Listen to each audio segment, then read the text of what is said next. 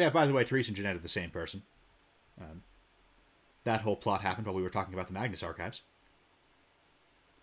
Now, we have enough persuasion, and I have been keeping the option open. We can get them to get along with each other. I tried to do that when I played through, and I think I ended up accidentally making... I don't remember who I ended up accidentally choosing. But also, I remember not actually caring enough about either of them to actually care. Yeah, like, they have an interesting conflict. I think that's... I mean, it's... We can talk about Malkavians and the depiction of mental illness, and it's not good. But as a supernatural affliction, right? This two souls in one body thing is an interesting character, and I like her arc, their arc, whatever. I don't really care which one wins. I go with the get them to align with each other thing, mainly just because that feels like the way the story should resolve, right? Like, that feels like the narratively appropriate ending. Because there's this whole theme here where they have very different personalities, but they can have a symbiosis if they learn to get along. So the obvious narrative ending to that is that should be demonstrated. But it's also Therese, the fancier one. She comes across as very Ventrue early on, right? She has this whole thing about how she's very rational and very straightforward. She doesn't do the same kind of backbiting as most of the other vampires do. She's an entirely shoot straighter. You do the job, you get the reward, kind of a thing. And so she comes across as very non-Malkavian, as opposed to her quote-unquote sister, who is very Malkavian from the word go. And slowly it comes out, especially when Therese claims to have sired Jeanette, which means they must be the same clan. And you realize that Therese is this obsessive control freak, which... It's a much better treatment of Malkavians than they normally get, which isn't saying much and still isn't great, but... You know, points for effort, especially in 2004. Yeah. The problem with Malkavians, like, I understand why you want to have some discussion of, like, mental illness and madness in your horror game, but with Malkavians, you end up either, like, it ends up either being like, ooh, look at the freaky mentally ill person, or even it like, turns into just a joke, like, the concept of the fish smoke. Right.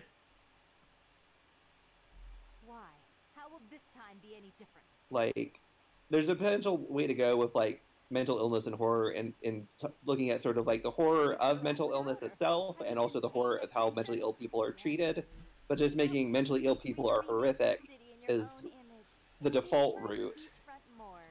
Right. Like, I'm Thinking of Ending Things does the really good job of being a horror novel that is about depression. And I think, like, honestly, like, I hate to use this example just because this author turned really awful in another way, but, like, I cannot think of another example off the top of my head.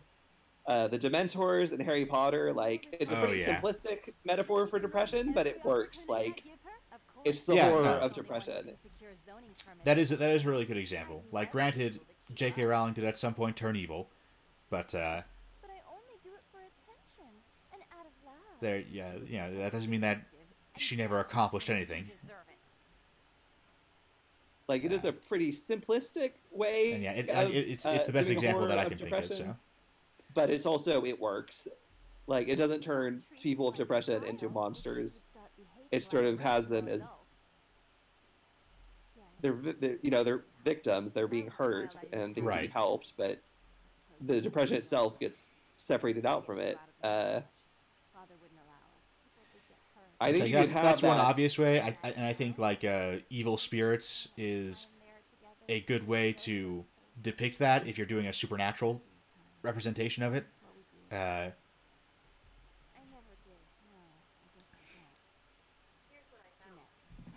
What? Like, I didn't say your name. Phone. Okay. If you had a vampire who was a madness vampire, I don't think you want to be like, oh, this is the mentally ill vampires. You'd want No, to have them sort of be metaphorically like they like looking a little at like the American Vampire Panic and the Mercy Brown and like even Carmilla, like they're obsessed with one person. They can get into the room even if the door is locked and there's no windows. They can maybe read thoughts or like drain people's energy when they're dreaming. That would make a good vampire that sort of represents horror and mental illness in a way that I don't think that isn't just like, mentally ill people are scary. Like, it would allow you to get into sort of the horrors of that experience. And even like, that even gets into sort of like having people like deny what you were experiencing, which sort of like in Suspiria, or in the Suspiria remake specifically. Yeah. And you can also have the madness vampire can cause madness if you want to lean into them as an antagonist. Yeah. But with Malkavians, you get, somebody's kissing a fish. That's where the fish smoke. And so Malkavians, especially, it's another thing where Bloodlines took it and did a fairly good job with it. Still not great, really, but like, again, the characters are at least individually interesting, even if the overall commentary on, and it's like it's at least not like hateful, especially, right? Like Therese and Jeanette are fairly sympathetic characters, right? Like, they're potentially dangerous, but that's because they're vampires. They wield a lot of power in vampire society. Ultimately, you are expected to side with one or the other or both of them, rather than, they're not some kind of purely monstrous antagonist. There is no option to kill them both. That's not how that plotline works. And so, like, it's still this bizarre, not especially realistic depiction of split personality disorder, which is not great. But, compared to the standard of 2004 and to the standard set by Vampire the Masquerade, which they continue following to this day, it is a lot better. And it's actually, it's compelling. It's a good story, so at minimum it has that going for it.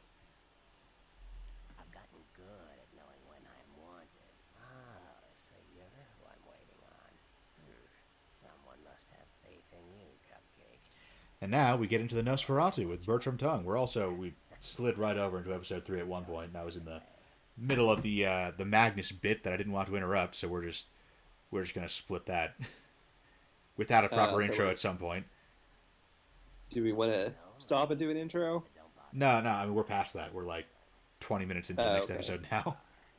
All right. Like, it happened right in the middle of the Magnus thing, so I was like, I don't want to interrupt him in the middle of this, because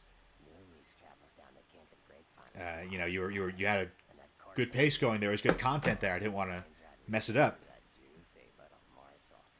So I guess we'll talk about Nosferatu now. Yeah, there is another Nosferatu sequence ahead, so we can talk about them later, but this is probably the best developed Nosferatu character, so here's also a pretty good chance to talk about it. Yeah. So one of the things is, like, they have the Nosferatu be walking masquerade violations, but, like, if he would wear a hoodie, I think he could get away with it.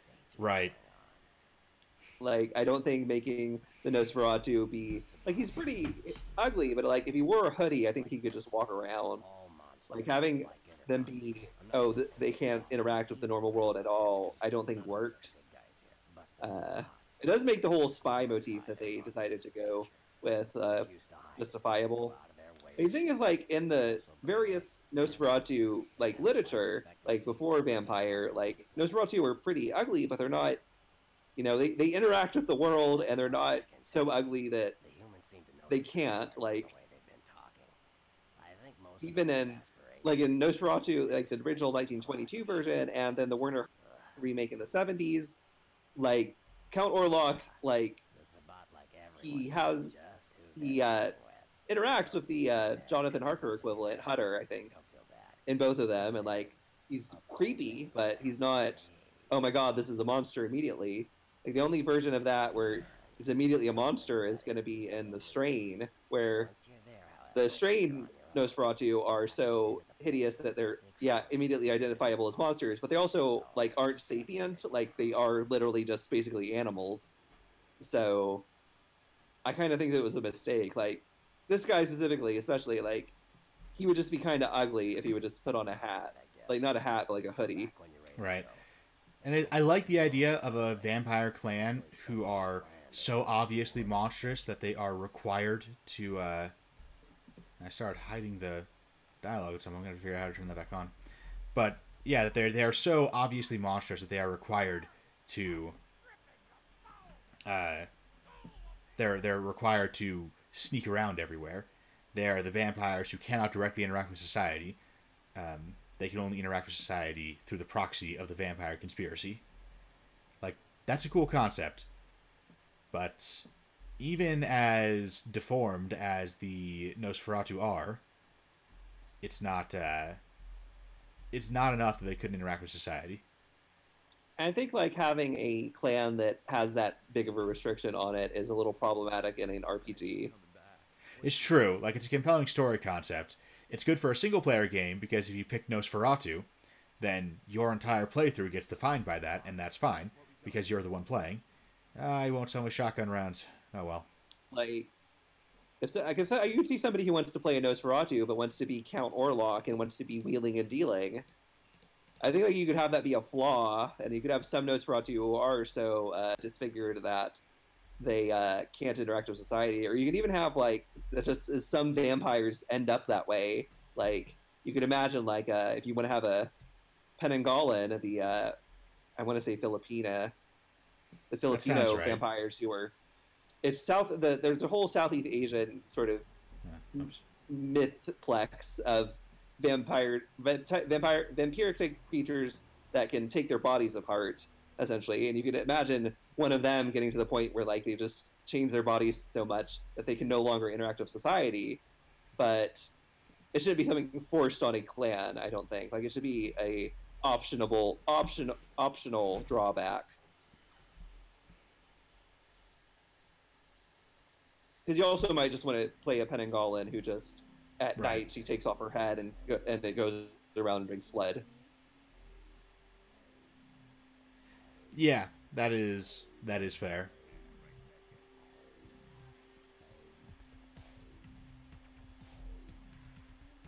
Nosferatu specifically, like we've talked about this before. They're the one clan that their powers actually make their stereotype make sense because they've got like invisibility and they have rats that they can talk to rats, so it makes sense that they're the Spy Master clan. Right. My personal preference for Nosferatu is actually that they're the saboteurs, they're the wreckers. They're the people who blow shit up, not literally necessarily, but like metaphorically, because in both versions of Nosferatu, and particularly in the Werner Herzog remake, when Count Orlok shows up, he comes with a bunch of rats, and the rats aren't his spies. They spread the Black Death throughout this German port city, and there's chaos in the streets, especially in the Herzog version. There's this one scene where Lucy, who has taken over Mina's role essentially, is wandering through the streets, and they're empty, and there's rats everywhere, and she runs into this group of people at a table surrounded by rats eating a meal, and they're like, "Oh, would you care to join us? We're celebrating the end of the world," which 2020 mood. Right. And even in like in the Strain, where the Nosferatu are essentially just monsters, most of them are not sapient. You know, the big thing that happens when they show up in New York is New York starts to collapse into chaos. So that is how I would run Nosferatu. Is they've got disease powers and maybe if you're gonna have the madness powers, maybe some madness powers from how they look. That is personally what I would do if I was involved in a old World of Darkness knockoff in any way. Totally which I'm not. Right. Hypothetically, that is what I would pitch. And I mean, in a completely hypothetically, if I, as someone who regularly produces kickstarted RPG content, were to be producing some kind of Old World of Darkness knockoff, I would probably be pretty receptive to that interpretation of the Nosferatu. That would probably seem pretty compelling to me. But again, just complete hypothetical.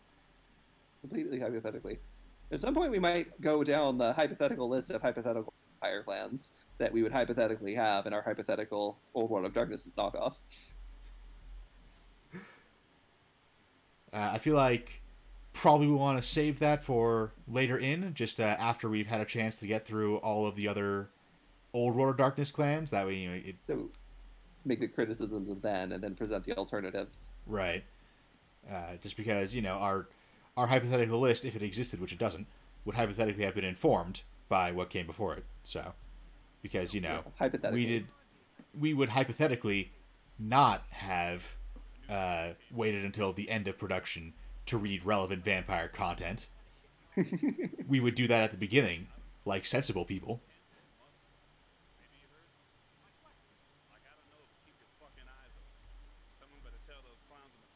So you definitely want Nosferatu in your vampire game, like something like that. Oh, absolutely.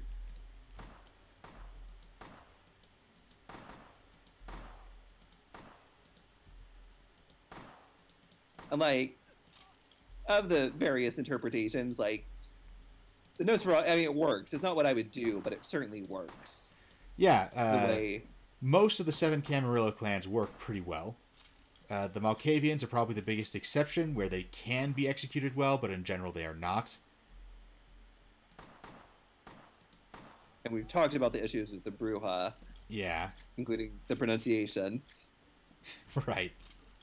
Strictly speaking, it's supposed to be pronounced Bruja because,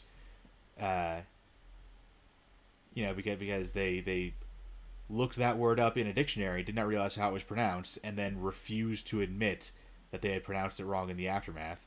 Now, I will say, apparently in this game, they do pronounce it Bruja, but back in Vampire and Tabletop days, they were very insistent on it being Bruja. Which like, and I don't have proof that this was done purely out of a refusal to admit that they were pronouncing it wrong for however many years before someone corrected them, but like, how else could that have happened? Like Rain Hagen, I think, cause I was reading an AMA, he said it was supposed to be purposeful, that like these words picked up from mortal language and their meanings changed, but it's like it seems like you just didn't know how to pronounce that word that you picked out of a dictionary. Yeah. Like, it doesn't sound like a plausible excuse to me, the idea that like vampires hear the word, like how do they adopt the word Bruja without figuring out how it's pronounced? Under what circumstances would they refer to a specific clan of vampires according to a word whose meaning they don't really understand or care about? Why would they self-identify their clan using that term? Like, it's true that like the linguistic shifts happen, but it's one of those things where it's like reality is unrealistic, and I think the better. Well, it's reality is unrealistic. You just didn't know what it's pronounced. There's also the linguistic shifts in Vampire they don't happen the way that real linguistic shifts happen, right? There's not an etymology behind them that makes sense. Because like I'm thinking of like off the top of my head, the My Brother and Me podcast, the McElroy brothers, who spell their name like it's McElroy. But like a linguistic shift happened with the name, either the spelling or the pronunciation. Like that's reality, but also you can't do that in fiction.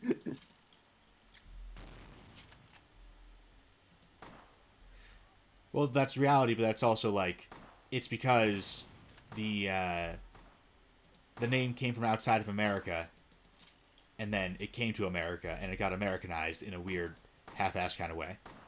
Yeah. And so, what I'm talking about with the Bruja is like, at what point did that happen to the Bruja? Like,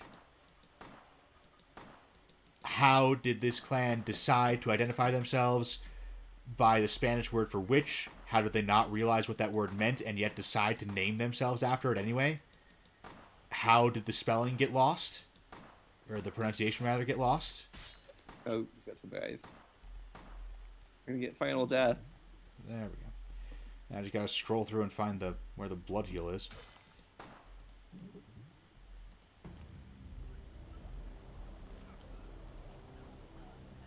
Well, that's right. I can make people bleed out of their eyes.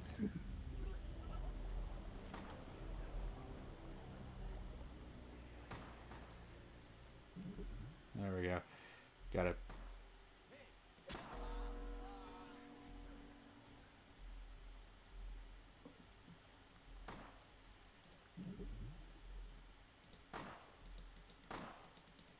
Yeah, I decided to just go ahead and... There's no persuading your way into this one. This is either a stealth mission or a combat mission. And so, you have no stealth.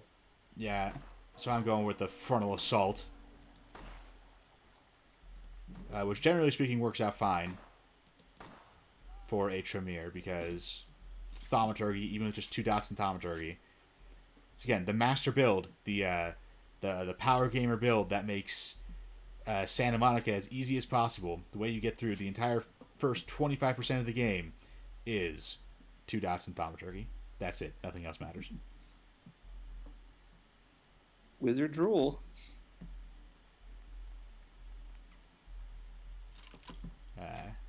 In fairness, it is early on in the game. But yeah. But yeah, and that's like, how did this happen? Where did the transition happen? And there's no story behind that.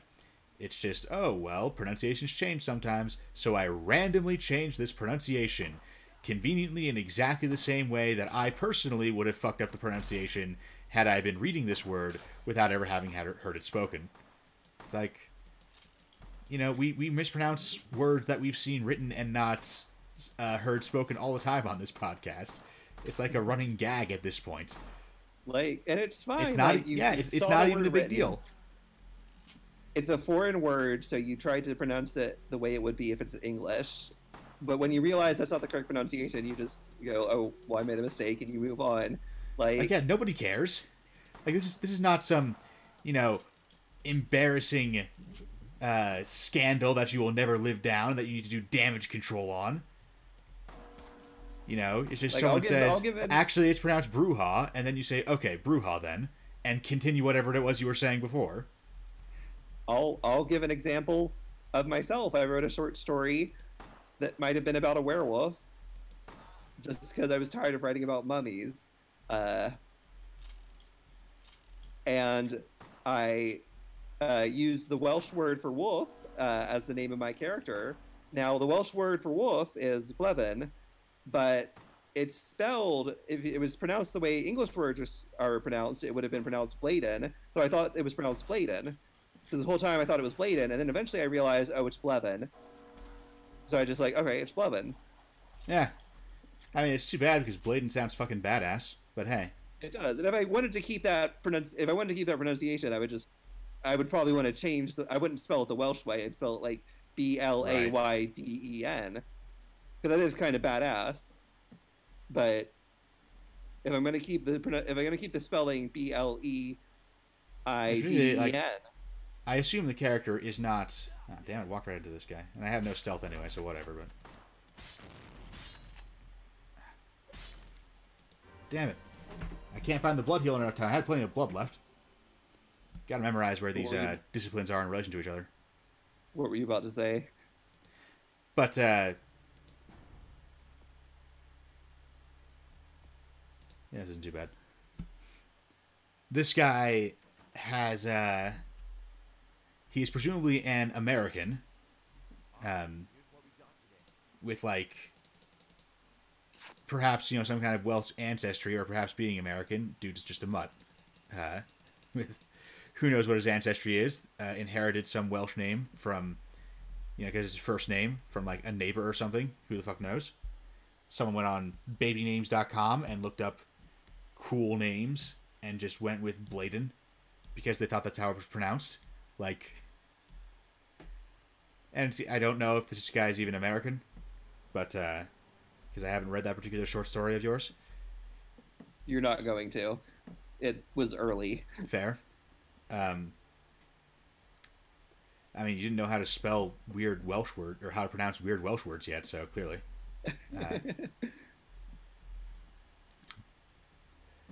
But yeah, like there is an etymology there. You can tell how this guy wound up being called Bladen instead of, you know, Bloofer.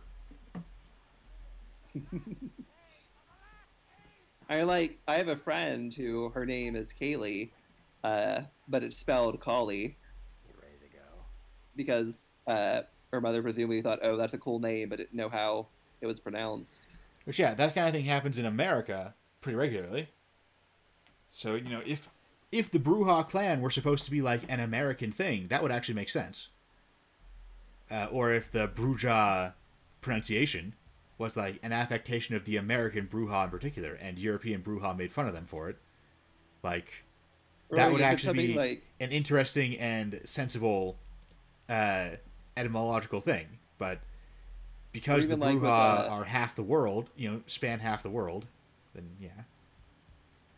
It's like with what I told, I disenchanted Lord Byron for you when I was talking about Don Juan. Right. So, listeners, you've all heard the phrase "somebody being a Don Juan," and that comes from an epic poem written by Lord Byron, the romantic rake who partially inspired the vampire archetype. What you don't know is we actually know that within the it is not pronounced Don Juan because the rhymes don't work if you pronounce it that way. It's pronounced Don Juan, which, from Lord Byron especially, that's super embarrassing. Right? Like this it's not guy like he was never not a left peasant. England. Yeah, this guy was well-traveled. He was well-educated. He had probably been to Spain. I would not be surprised if he had been to Spain at some point. I mean, you know, this is the guy who, there's the famous story of him,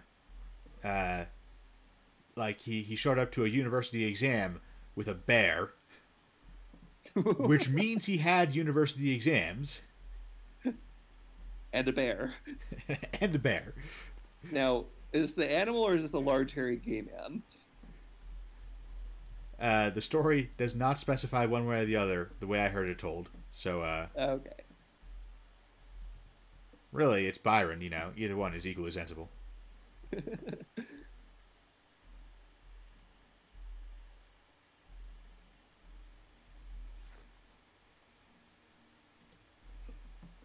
don't need pea shooter rounds. Give me shotgun slugs.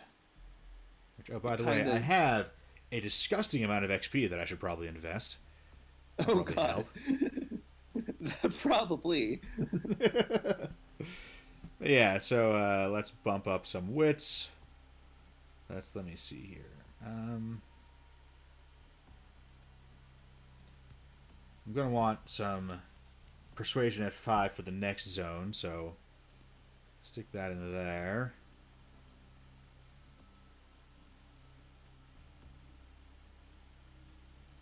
And then I can bump up both firearms and dodge. I mean, I should probably put some more into thaumaturgy at some point, but honestly, I don't have to. The first 2 dots are enough for virtually every battle in the game. I mean, Cotula would definitely be doing the vampire magic, though. It's true. That's definitely true. Definitely gonna have to start bumping that in downtown. She, did we decide what class she played when she was playing D&D? We know she said she was lawful good, but I don't know if we decided what class she said. Would she just play a wizard? Is she that sort of power gamer? I'm trying to think. She did something complicated in class, like some weird, like 3 different classes in a prestige class. I'm really not sure. But the overly complicated thing does seem like it would be her speed. Like, whatever it is, it would definitely be arcane themed. Also, where is the path forward? I found it a second ago. Like, multi-classing to get ultimate power is also a thing in Pathfinder, so I don't really know the 3rd edition. That's where that happened, and there's not really any fun, complicated thing I feel like you could do with Pathfinder for the now I have ultimate power. You just play to one class usually. By Pathfinder, do you mean 5th edition? Because I feel like multi-classing for ultimate power totally does happen in Pathfinder. It does. The playing one class is a lot more viable than it was in 3rd edition, at least. Definitely. I mean, like, there's a lot Like, less need to multi-class. I've never bothered with it. Well, the thing is, I usually don't either. I mean, multi-classing is never well balanced. It's extremely difficult to balance, and it is almost never added into a game because the developers want to. You know? Developers groan and sigh and resign themselves to adding this balancing nightmare to their game because they know that people will want it. So there is usually, you know, a million absolutely terrible multi-class combinations and then one very specific combination that just demolishes everything.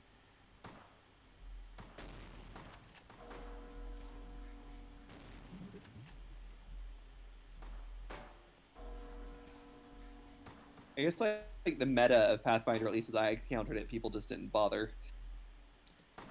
And it is 3rd edition's power gamer community does not seem to have carried over into Pathfinder, so people don't seem to be looking for it as much, which, like, I think is good. I think in 3rd edition there was an idea that, like, the power gamers, you know, to the extent they were having fun by playing a different game from the game that everyone else was playing. In that they would literally, they weren't playing at all. They were making characters, and that was the game. And then, you know, you would compare those characters against the monster manual and other, you know, skill DCs and such. And you would talk about the things they could do in a campaign, theoretically, and how hilariously broken that would be. And that was the game. You would never actually play them in a campaign, because why would you do that? It would be, you know, you would run an entire campaign building this character up to whatever level all their tricks came online, just for that one joke at the end where you OVAte the entire campaign. People who understood this could have a perfectly good time, you know, just building the character, laughing at how ridiculous they were, and then when they played D&D, they would play a real character. I do get the feeling, though, that 3rd edition had a lot of people who thought that, you know, building the power gamer character made them special somehow, and so they would actually do that in real campaigns. I am of the opinion generally that, like, having a character that, like, oh, I'm 5 different classes, I have, like, feats from, like, 20 different source books, and taking all that and a really debatable interpretation of the rules, I have ultimate power. Like, that isn't actually a broken character. That's just a thing. Like, Yeah, no. You don't actually have to worry about that. That's a different way of playing the game. That's a different way of playing the game, and it's perfectly fine. You know, again, so long as the person running it understands that you don't actually play this character in a campaign, you post them on the internet and laugh at how ridiculous they are. And no one blunders into that by accident. So it's... Yeah. Yeah. The stuff that's actually a problem is stuff like, if you play a rogue in Pathfinder, you're playing the worst class. Your character's gonna suck. Yeah, or the rogue and the monk. In 3.5, the most broken class is the druid, because it's easy to break by accident. Yeah. You know, Druid 20 is the way to ultimate power. Yeah, like, druids are powerful because they have full casting. That's built right into the class. It's a major draw of the class. People are going to know about it. They're going to use it. They're broken because they have wild shape, which is, again, a major class feature. It's right up front. People are going to want that because it's cool, not because it's broken, just because it's a cool part of the class they picked. And the most broken thing is when they can do both at once, and that requires 1 feat. And it's an obvious feat for... Yeah, 1 feat, 1 core feat. That is an obvious feat for a druid to take. Oh yeah, spellcasting Wall of Bear? That sounds badass. Sign me up. They have no idea they just ruined the campaign for everyone. They walked into it totally by accident. It's not their fault. It's the designer's fault. And you get into the problem in Pathfinder especially. Pathfinder has something that has a lot of what I call the coolness tax, where something is weak, not because there's balance, not actually mechanically, but balance is like, well, this is cool, so we have to make it suck, which is really bad for, like, a new player, because that's the sort of thing they're going to be attracted to. Right.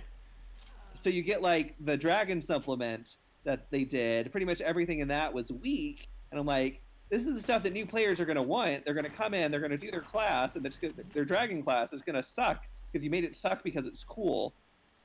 Coolness, and also doesn't it means that there are fluff implications of your mechanics. You know, the things that are most effective are the most effective, which means that by doing that, you create a boring but practical world where, you know, the dominant strategy, which means the things militaries will gravitate to as their most effective things, particularly because, like, you know, just like with, you know, if something is unbalanced by virtue of being, like, a four-way multi-class with a very specific feat selection, then I'm happy to assume that no one in the world has actually figured that out.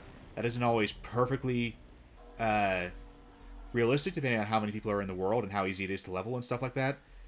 But, you know, it's obscure enough that players are probably not going to know or care that this combination exists and should theoretically be dominant.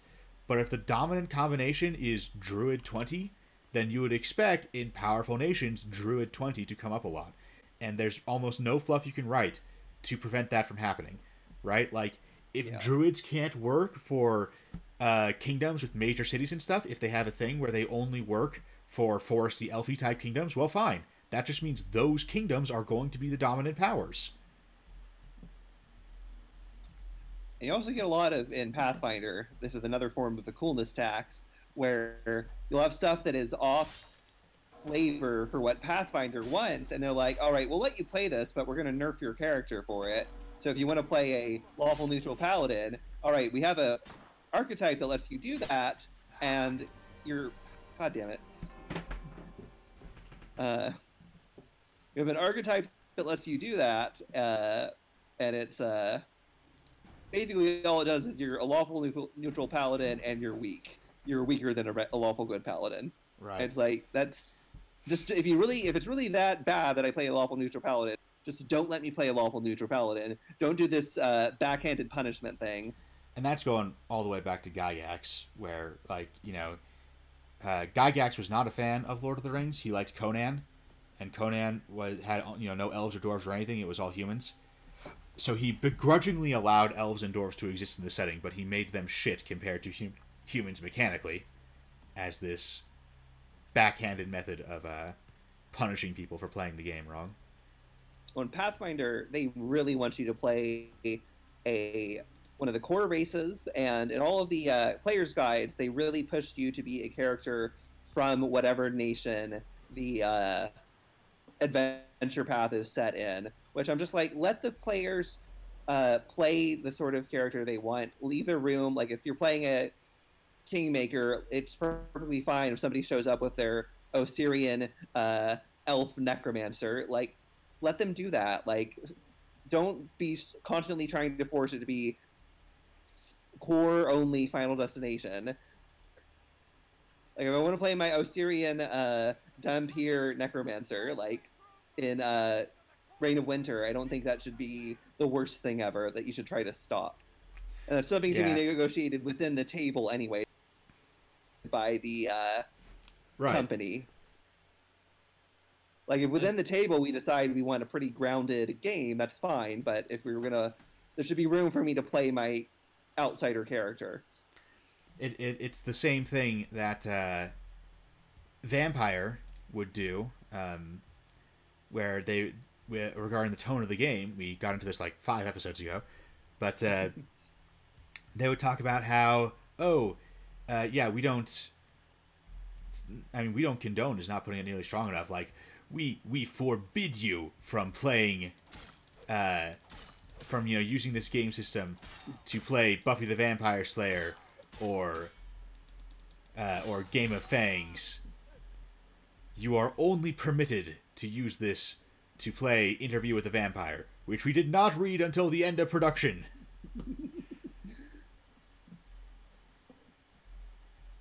It's very frustrating. And yeah, it's just... The whole point of an RPG, you should be giving people options, not trying to take them away. Yeah. Like, it's... Part of it is, like, the RPG writing is not fully butted off from like single person fiction writing, so you get people trying to fall back on single person fiction stuff, but also like it has butted off to some extent. Like there's stuff where it's like it is different enough that you should not be doing this. You're not writing a novel and you keep trying to write a novel. Yeah. And like Pathfinder is particularly bad about that. Yeah. I've not read a lot of the old World of Darkness stuff, so I don't know if it was like that either. They didn't have a whole lot of adventures. They had a couple. They were standalone. They did tend to be really railroady, but they didn't have the full-on adventure paths, which means they mainly had, you know, just a bunch of splat books that would try to... They would do that tone enforcement thing all the time, but... Which the railroad stuff always makes me angry, because I'm like, that is the point of a tabletop RPG, is I can do whatever I want. Like, if there's a railroad, I might as well be playing a video game. Right.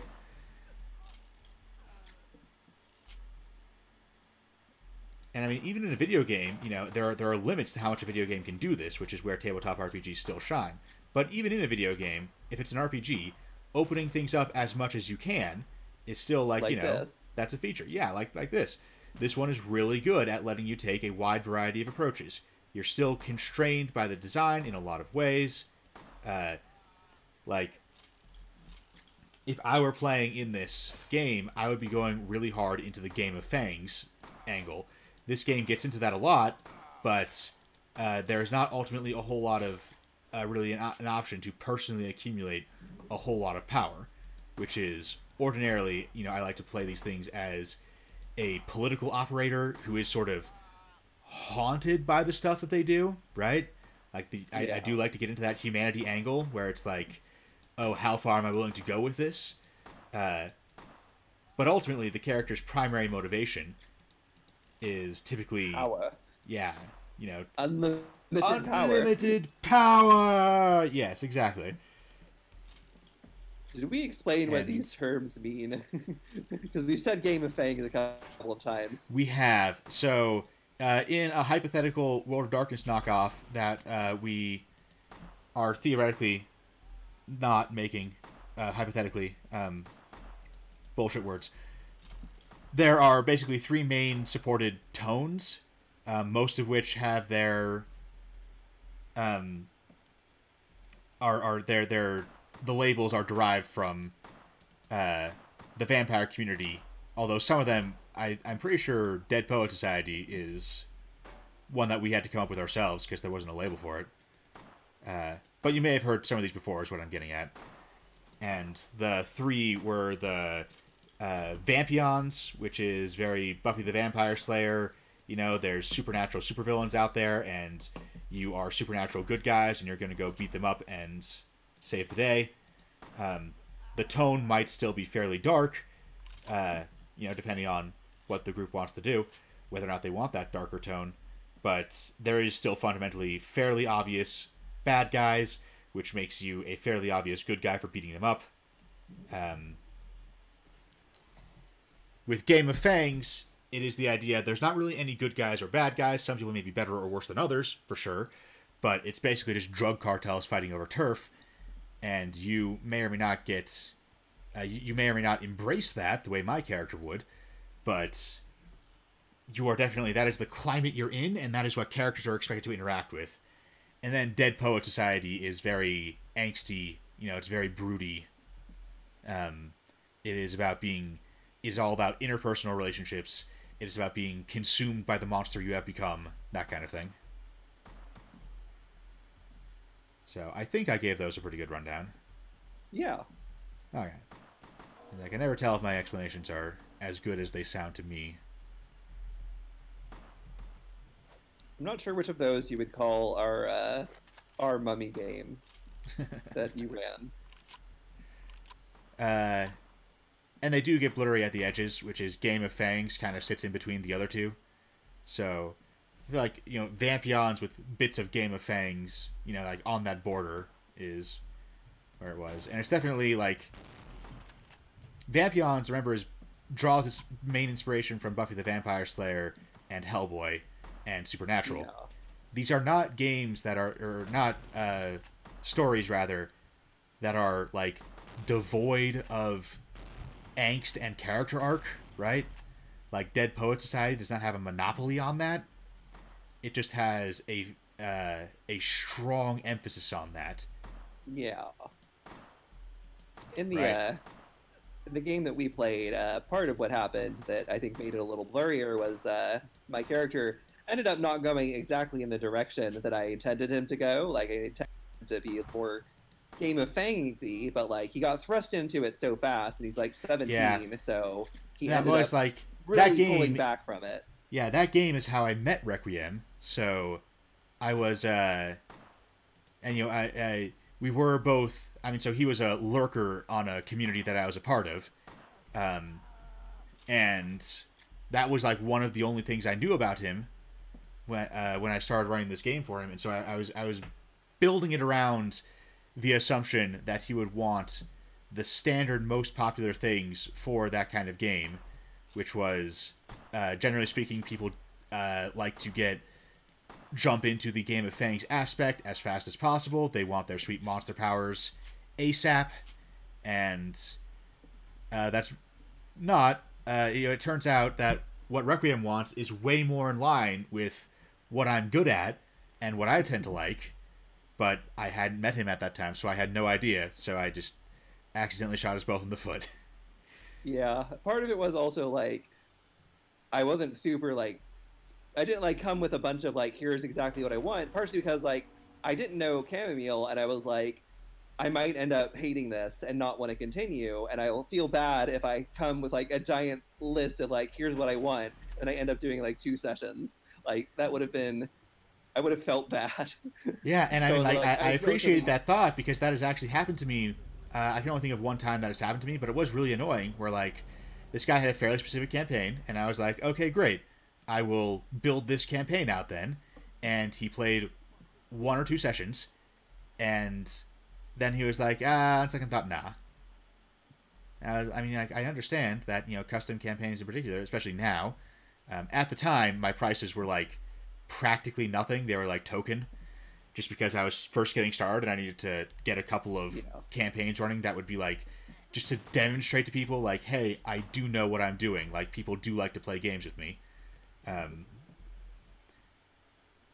So I do get with the custom campaigns, they're really expensive. I understand why someone would play 1 or 2 sessions of them and then decide, you know what, this isn't worth the money, even if they're having a good time in general. They're now quite expensive because they take a ton of effort. Yeah. But it is still like really annoying.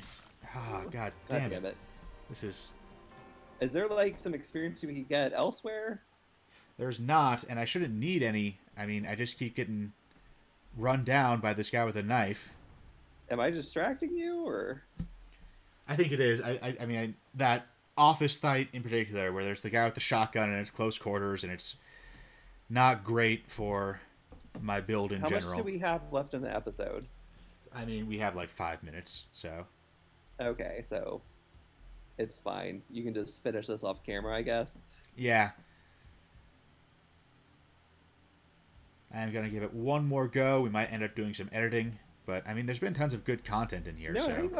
I think even like the campaign we ran. I think talking about that more is like a potential interesting vein for us to talk about. Like if we want to keep talking about. Like, I did enjoy it. Like, Cam and I have talked about like there were some definitely missed opportunities and like. Right. But. Like, is that I would have felt so bad had I like given him a whole list and then been like, actually, this is not. I'm not really enjoying this. And yeah, which is fair. Like, if I were to give a recommendation for like if you're working with a GM you've never worked with before, especially if they are a professional GM, which is not a super common thing, but it's where most of my experience is these days, is have some kind of intro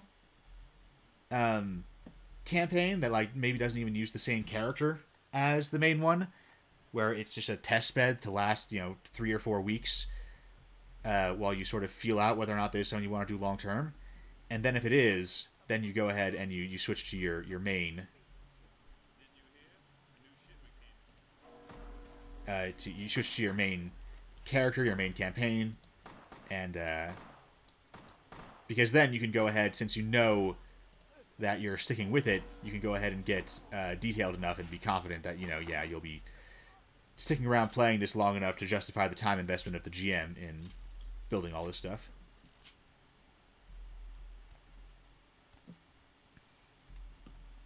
I keep wondering if I want to take an alternate route into, because there are tons of alternate routes in this. This warehouse is very non-linear, but the thing is, the route that I'm taking works just fine up until the moment that I get into the office, which is the destination. Yeah. So you didn't drain that bum, so if you get low on blood, you can go back and get his blood. yeah, the problem has not been getting low on blood. The problem has been that they damage me faster than I can heal from it. I don't know what the solution to that is. Yeah, because the blood healing only does... I mean, I got to find a way to kill that guy with a knife in an open area where I can back away from him, where I can kite him.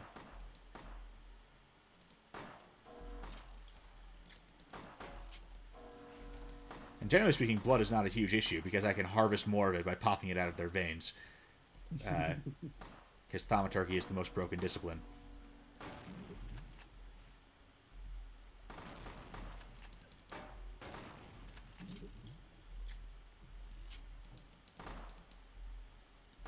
Like, you know, I've been spamming my blood strike, and because that's the thing that gives me... Oh, God, you're right there. And because that's the thing that gives me extra blood, I have actually got more blood than what I showed up with. Yeah. But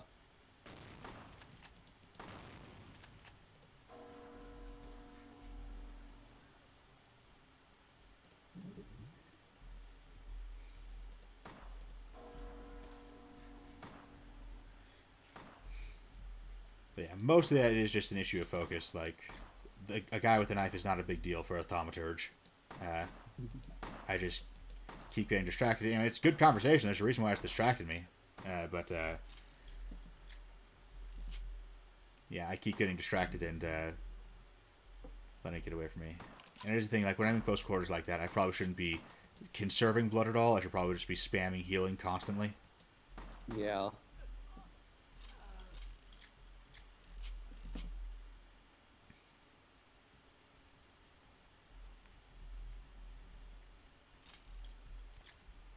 In this game that Cam and I played, even as we were not actually playing to each other's strengths, which would have linked up to pretty well, we did have some pretty fun moments. Turns out we have a lot, like 80% overlap in the kinds of games that we like, so... There's just things like, you know, a slow burn, a slow transformation from human into supernatural. That's not usually very popular. People who want to play as a mummy usually want to get into the mummy shit right away. But it turns out that both of us do like having that sort of one power at a time. You know, you're a little bit less human every day, and a little bit more mummy. And, you know, you wake up one day and you realize that you hadn't talked to any of your human friends in weeks because that's not who you are anymore. But, yeah. Like, it starts out, you just got a Band-Aid, and then you got a couple more, and suddenly bandages. Right. Because it was a mummy game, and not anything else. Right, right.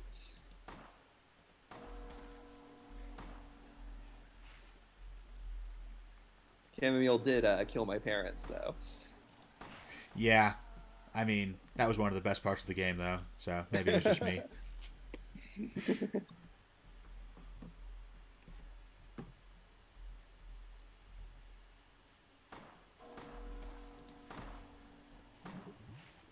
One of my favorite things was when the essentially the main villain of the campaign showed up, and my character Zeke just immediately nicknamed him Mr. Spooky, and that name sort of stuck for the rest of the game.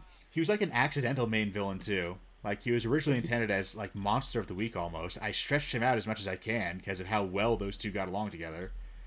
And then after he died, I was kind of like at a loss for... I was not able to escalate that character. In retrospect, I should have known this guy was a perfect foil for Zeke. But yeah, oh well. And it is one of those things where, like, you know, with RPGs, you build them as you go. You can't go back and edit them the way you can books or video games. So, all right. That's you're saving.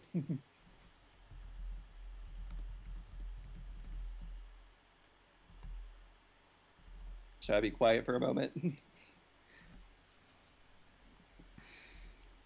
I'm actually not sure it'll make much difference either way. Well, that's part of the fun of RPGs is the unpredictability, the improv element. Right. Like, I know that Powered by the Apocalypse gets a lot of flack, but I like sort of the improv element of it. When you say Powered by the Apocalypse gets a lot of flack, it gets a lot of flack in very specific communities.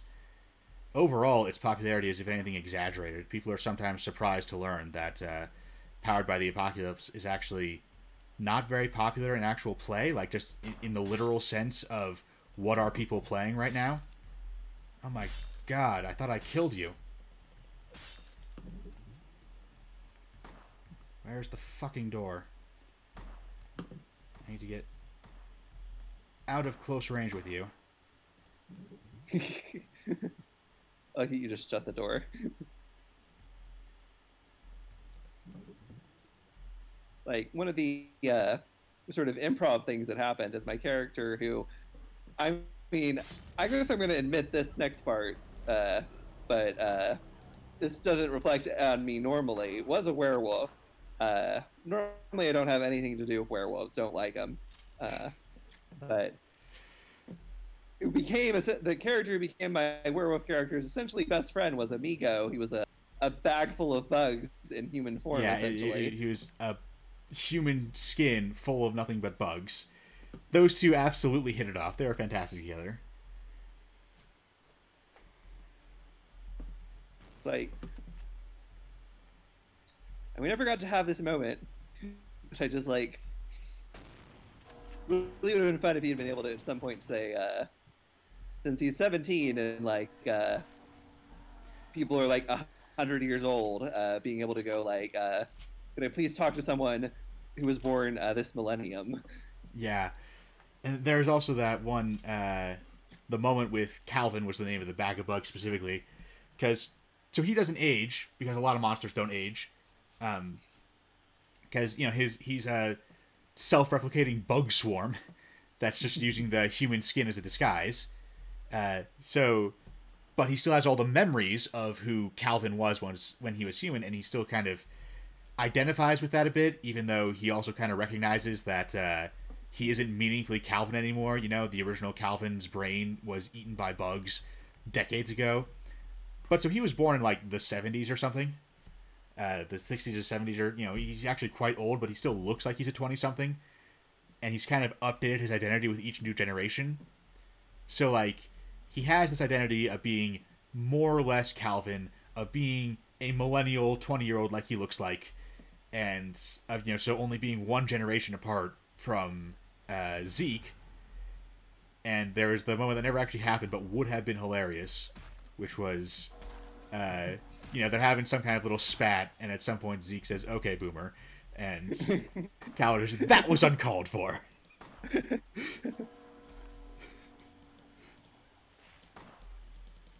Oh, hey, we've just gotten this Sabat gangrel stuck, so we'll just go ahead and pea shoot him to death now. It's like basically the most interaction we're going to have with gangrels as a concept. Like, I know there's another gangrel character, but the fact he's a gangrel is completely irrelevant to him. Yeah, like, which is fine. Come off as like, this is a type of gangrel. Yeah, like, which is fine because gangrels suck. Well, and also it's okay to have characters who play against type, but yeah, gangrels appear very sporadic. Well, actually, we're about to meet the other gangrel, assuming we don't blow up. Like, most of the people we meet, I feel like, feel kind of clan representative. Like, it's true. Even if they're like a better version of it, like right. Jeanette and Therese are kind of a they're very Malkavian, but they're also a better version of Malkavian. Like they're a little more complex than like Yeah. what a standard Malkavian is, but they still it's like this is a look at what Malkavians are like. And yeah, we're gonna get Just that like, with Toreador. We Bertram Tongue was that for Nosferatu, LaCroix for Ventrue. But this is not this for Gangrel at all. No. This is a pre-existing character, right? Like he is same deal with Jack, who is a pretty. I think he's supposed to be a Brujah. He's definitely a very Brujah character. But yeah, so this guy right here, we can tell he's a Gangrel because he has a wolf form. Because he is a shitty discount werewolf. But, like, he would work perfectly fine if he was just a werewolf. Like, right. He was kind of a werewolf who was also kind of this scholarly type. That's an interesting character. He doesn't need to be a vampire at all. Yeah, he's a vampire for no other reason except that vampire society interacts with nothing but mortal society and itself.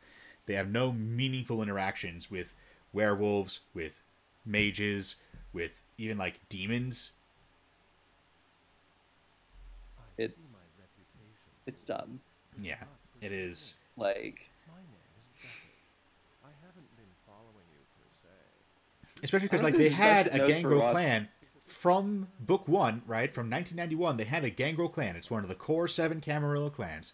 So they saw the need for a werewolf character in their vampire game from the beginning, right? They cannot make the excuse that,